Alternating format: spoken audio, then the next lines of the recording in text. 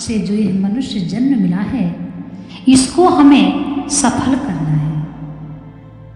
अगर पशुओं के तरह खाने पीने, सोने, जागने आदि में ही समय बर्बाद कर दिया जाए तो मनुष्य जन्म सफल नहीं हुआ। मनुष्य जन्म तभी सफल होगा जब भगवान का भजन किया जाए। भजन के बिना मनुष्य मुर्दे की तरह है। जीव जगत में मुर्दा सा फिरता, केवल प्राणों के चलने से ही जीना नहीं होता। लुहार की धौंकनी भी फूफा फूफा करती है, पर वह जीना नहीं कहलाता। अतः केवल श्वास लेने छोड़ने से हमारा जीना सिद्ध नहीं होगा। जीना तभी सिद्ध होगा जब हम मनुष्य के योग्य काम करें। चाहे मनुष्य कहो, चाहे भगवत प्राप्ति का अधिकार कहो, एक ही बात है। भगवत प्राप्ति मनुष्य जन्म में ही हो सकती है और बड़ी सुगमता से हो सकती है। हम सब साक्षात भगवान के अंश हैं। भगवान स्वयं कहते हैं, ममई वंशो जीवलोके सब मम प्रिय सब मम उपजाए। हम सब भगवान के ही उत्पन्न किए हुए उनके प्यारे अंश हैं। ऐसा कोई भी मनुष्य नहीं है जो भगवान का प्यारा ना हो। हमें यहाँ भगवान ने ही जन्म दिया है। कोई भी व्यक्ति यह नहीं बता सकता है कि मैंने अपनी मर्जी से यहाँ जन्म लिया है। पालन पोषण भी भगवान ही करते हैं, रक्षा भी भगवान ही करते हैं। किसी में यह कहने की हिम्मत नहीं है कि मैं इतने वर्ष ही जीऊंगा, इतने वर्ष ही यहाँ रहूंगा। तात्पर्य है कि हम भगवान की मर्जी से यहाँ आए हैं। भगवान की मर्जी से हम जी रहे हैं और भगवान की मर्जी से जाएंगे। इसीलिए हम भगवान के ही हैं। एक संत से किसी ने पूछा कि किधर जाओगे, तो वह बोले कि फुटबॉल को क्या पता है कि वह किधर जाएगा। खिलाड़ी जिधर ठोकर लगाएगा वहीं जाएगा। इसी तरह भगवान जहां भेजेंगे वहीं जाएंगे, जैसा रखेंगे वैसे रहेंगे। ऐसा विचार करके निश्चिंत हो जाएं। अपनी कोई इच्छा ना रखें, न जीने की न ही मरने की। भगवान चाहे नरकों में भेजे, चाहे स्वर्ग में भेजे, चाहे वैकुंठ में भेजे, चाहे मनुष्य लोक में भेजे, जैसी उनकी मर्जी हम उनके भरोसे निश्चिंत हो जाएं। अपनी अलग कोई इच्छा ना रखकर भगवान की इच्छा में अपनी इच्छा को मिला दें। केवल इतने से ही हमारा जीवन सफल हो जाएगा। लंबी चौड़ी बात ही नहीं है। बैठे हैं तो भगवान की मर्जी से और जीते हैं तो भगवान की मर्जी से। हमें कोई दुख नहीं, कोई संताप नहीं। अगर अभी मर जाए तो क्या हर्ज है। हमारे को संसार से कुछ लेना ही नहीं है। जिए तो भी आनंद है, मर जाए तो भी आनंद है। कोई खिलाना चाहे तो खा ले, सुनना चाहे तो सुना दे और मिलना चाहे तो मिल ले। अपना काम कोई है ही नहीं। खाने में इतना ध्यान रखना है कि वह वस्तु शास्त्र विरुद्ध और शरीर विरुद्ध ना हो। कोई ना खिलाए अथवा कम खिलाए या ज्यादा खिलाए तो उसकी मर्जी, अपनी कोई चिंता नहीं। कोई कहे कि हम सुनना नहीं चाहते, चुप हो जाओ तो चुप हो जाए।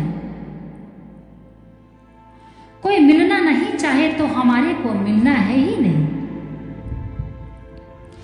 एक संत थे, उनको एक आदमी ने निमंत्रण दिया कि महाराज कल आप हमारे यहाँ भिक्षा लें।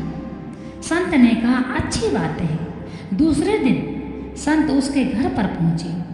वहां खड़े एक दूसरे आदमी ने देखा तो बोला कि कैसे आए यहाँ पर, निकल जाओ नहीं तो मारेंगे। संत चले गए। दूसरे दिन वह आदमी पुनः उसके पास गया और बोला कि महाराज कल आप आए नहीं। संत बोले कि भाई आया तो था, पर वहां खड़े एक आदमी ने कह दिया कि चले जाओ तो वापस आ गया। वह बोला कि महाराज कल आप जरूर पधारो। दूसरे दिन फिर वे संत गए। उनको देखकर वहां खड़ा आदमी फिर बोला कि तेरे को शर्म नहीं आती? कल कहा था ना कि मत आना, फिर आ गया, शर्म है ही नहीं, जाओ निकलो यहां से। संत वापस चले आए। दूसरे दिन फिर उसने जाकर कहा कि महाराज कल पधारे नहीं। वे बोले कि भाई आया तो था, वहां ना। संत बोले कि भाई मैं वहां पर आया तो था, वहां ना मिल गई तो चला गया। वह बोला कि महाराज मैं वहां था नहीं, मेरे से बड़ी भूल हो गई, कृपा करके आप कल जरूर पधारो। वे संत फिर गए। उस आदमी ने बड़ा सम्मान किया और बोला कि महाराज आपने आकर बड़ी कृपा की, भोजन कीजिए। भोजन कराने के बाद वह बोला कि महाराज आप बहुत बड़े संत हो, आपका कितना तिरस्कार हुआ, फिर भी आप आ गए। वे संत बोले इसमें बड़प्पन क्या है, कुत्ते को भी तू तू करो, पुचकारो वह तो आ जाता है, और दुत्कारो तो वह चला जाता है। यह बात तो कुत्ते की है, मनुष्य की थोड़ी ही है। ऐसा भाव हमारे में भी होना चाहिए। कोई सुनना चाहे तो सुना दे। वह बोले कि क्यों कहता है तो चुप रहो, चुप रह जाए। वह बोले कि रामायण सुनाओ, गीता सुनाओ, तो जो जानते हैं वह सुना दे। वह बोले कि बाइबल सुनाओ, कुरान शरीफ सुनाओ, तो कह दें कि भाई ये हमें आता नहीं, कैसे सुनाए। ऐसे हो कोई मिलना चाहे तो मिल ले, कोई मिलना नहीं चाहता तो बड़ी अच्छी बात है, आनंद से बैठे रहें। ऐसा करने में क्या कठिनता है, बहुत ही समझने का विषय है। तो कोई तपस्या नहीं करनी पड़ती, कहीं जाना नहीं पड़ता, कोई पढ़ाई नहीं करनी पड़ती, कोई शास्त्र नहीं पढ़ना पड़ता और कोई गुरु नहीं बनाना पड़ता, कोई दीक्षा नहीं लेनी पड़ती। दूसरा जैसे राजी हो वैसे कर दिया। हमारी ना खाने की मर्जी है, ना सुनाने की मर्जी है, ना मिलने की मर्जी है। कोई खिलाना चाहे तो खा लिया, सुनना चाहे तो सुना दिया, मिलना चाहे तो मिल लिया। कितनी सुगम बात है, इसमें हमारा क्या खर्च हुआ। एक संत ने लिखा है कि हमारे से दुनिया राजी नहीं हुई तो हमने विचार किया कि वह राजी क्यों नहीं हुई। विचार आया कि हम दुनिया के काम नहीं आए, अगर हम दुनिया के काम आते तो दुनिया राजी हो जाती। दुनिया के काम वही आता है जो कुछ नहीं चाहता, कुछ भी चाहने वाला सबके काम नहीं आ सकता। ऐसा विचार करके हमने छोड़ दी। इच्छा छोड़ते ही मन में आया कि अगर हम दुनिया के काम नहीं आए तो दुनिया भी हमारे काम नहीं है। दोनों में समता हो गई, ना दुनिया का दोष ना हमारा दोष। अब जिस तरह से भगवान रखेंगे उसी तरह से हम रहेंगे। हमें खाना ही नहीं है, बात सुनने ही नहीं है, किसी से मिलना ही नहीं है। कोई कहे खाओ तो खा लिया, कोई कहे सुनाओ तो सुना दिया, कोई कहे मिलो तो मिल लिया, कोई ना खिलाए तो मौज, ना सुनना चाहे तो मौज, ना मिलना चाहे तो मौज। इतनी सी बात से परमात्मा की प्राप्ति हो जाती है। परमात्मा की प्राप्ति जितनी सरल है उतना सरल कोई काम है ही नहीं। जो हमारे बिना रह सकता है उसके बिना हम बड़े आनंद से रह सकते हैं।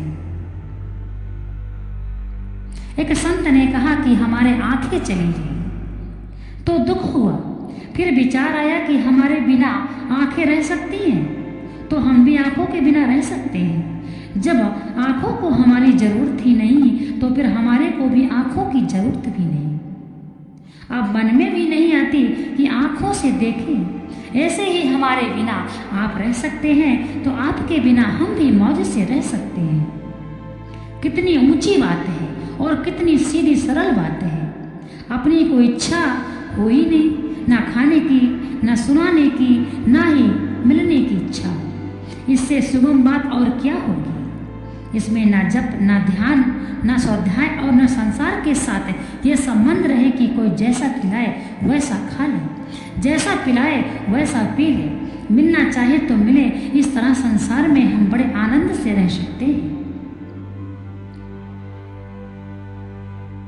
इस तरह संसार में हम बड़े ही आनंद से रह सकते हैं।